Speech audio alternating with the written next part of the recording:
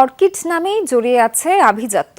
তবে শখের গাছপ্রেমীদের বাগানেও এখন আলো ছড়ায় ফুলটির সৌন্দর্য, দামও মধ্যবিত্তের হাতের নাগালে। রাজধানীর গুলশানে আজ থেকে শুরু হয়েছে দুদিনের অর্কিড মেলা, যার আয়োজক বাংলাদেশ অর্কিড সোসাইটি। গেল ২৬ বছর ধরেই হচ্ছে এই আয়োজন। শ্রীলঙ্কা আবারও রপ্তানিতে শীর্ষে।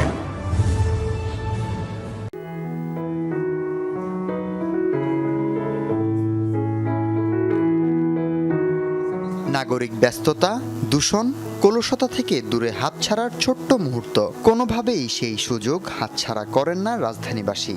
তার উপর ছুটির দিন মানেই ঘোরাঘুরি। গুলশানে ভিন্নধর্মী আয়োজন সাজিয়েছে বাংলাদেশ অর্কিড সোসাইটি। তাদের সেই মেলায় রয়েছে নানা নাম আর বর্ণের অর্কিডের পসরা। সেসব ঘুরে ঘুরে দেখছেন গাছপ্রেমীরা।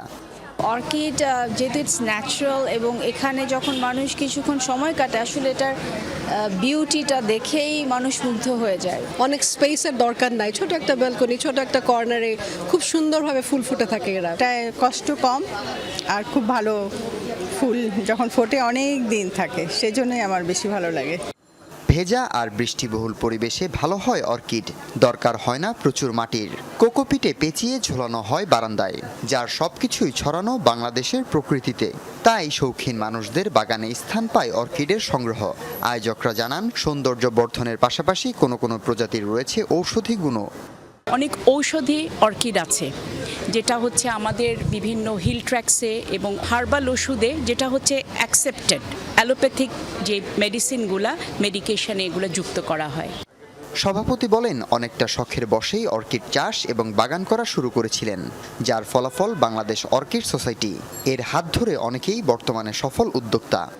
এসে যখন দেখে অর্কিডটা ভালোই, খারাপ তো না, তখন তারা আস্তে আস্তে মেম্বার হতে লাগলো, জয়েন করতে লাগলো, কিনতে লাগলো। যখন এটা পানি ছিটানো হয় তখন তারাও একটু ঠান্ডা অনুভব করে, এবং এই যে পরিবেশটা, এটা তো পয়সা দিয়ে কেনা যায় না। 1998 সালে বাংলাদেশ অর্কিড সোসাইটির যাত্রা শুরু। ধীরে ধীরে বাড়তে থাকে পরিধি, গড়ে ওঠে 30 সদস্য বিশিষ্ট অর্কিড সোসাইটি। ইট পাথরের শহরে যান্ত্রিকতাকে দূরে ঠেলে স্বস্তির নিঃশ্বাস ফেলতে মানুষ খুঁজে বেড়ায় একটি উপায়। এই অর্কিডের রাজ্যে নগরবাসী নিঃসন্দেহে খুঁজে পেতে পারে বিশুদ্ধ নিঃশ্বাস। প্রকৃতিপ্রেমীদের জন্য অর্কিড মেলা হয়ে উঠেছে সবুজ উদযাপনের দারুণ উপলক্ষ। হাসিবুল করিম বিজয়, যমুনা নিউজ, ঢাকা।